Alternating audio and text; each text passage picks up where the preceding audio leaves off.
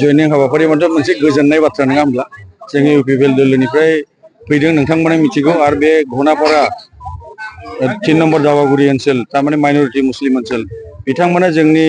UPPL दलखौ मोजां मोननानै दिनै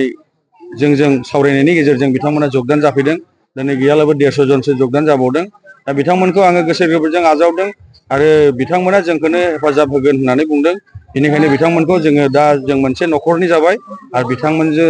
बिथांमोना जेब्लायबो जोंखौनो हेफाजाब खालामगोन बे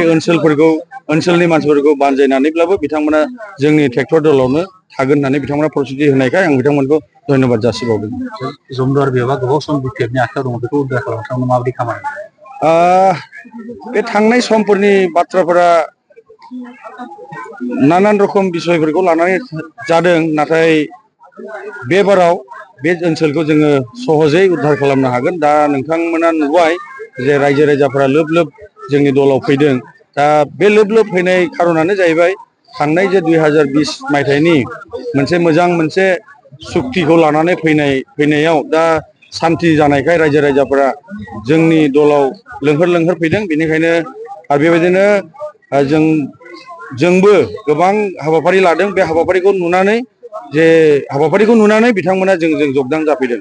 बेनिखायनो जोंहा इजिलि बेबाराव जोङो उद्धार खालामनो हागोन। जों दिनै नुनो मोनो गुबुन बिथाङाबो नोंथांनि बियाबाव फैदों माबायदि खालामदों नोंथांमोना मिथिगौ जोंनि नैबे बियाबाव बिजेपि होननानै बेबायदि इसिबां मेम्बार्स गैया दा गतिके बिथांमोना गावबा गाव दलनि गावबा गाव मोनसे फोसावनाय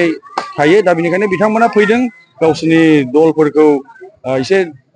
रायजो राजाफोरा एसे थाथों होननानै नाथाय बिथांमोना थानाय नङा बिथांमोनाबो जोंनि दलावनो फैगोन आरो बिथांमोना गावसोरनि खामानिखौ बिथांमोना मावदों। गुबै बादायलायनाया बबे मोनसे दोलोजों जागोन बादायलायनाय बुंनो थाङोब्लाथ' आंनि मथे बेबादि गैया जों इउपिपिएलजों हागोन बादि गैया खिन्थु खाथियाव नांगाला थानो हागौ खिन्थु जोङो माबायानो इउपिपिएलआनो एखे जों 22-23 हाजार भटआव जोङो थागोन।